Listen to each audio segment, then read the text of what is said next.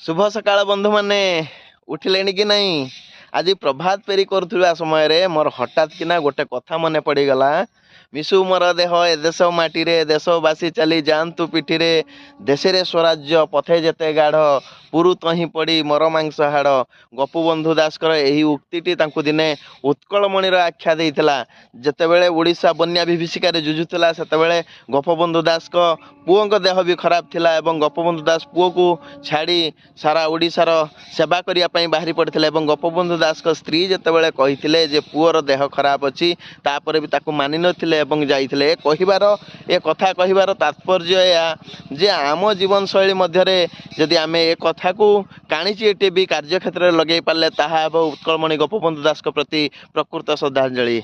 तेणु शीघ्र शीघ्र उठी पड़तु एवं शुभ सकाळ मजा नियंतु, शुभ सकाळ को उपभोग करंतु एवं भगवान के पाखे प्रार्थना करी आज दिनटी आपणकर मंगलमय हो। रही जय जगन्नाथ।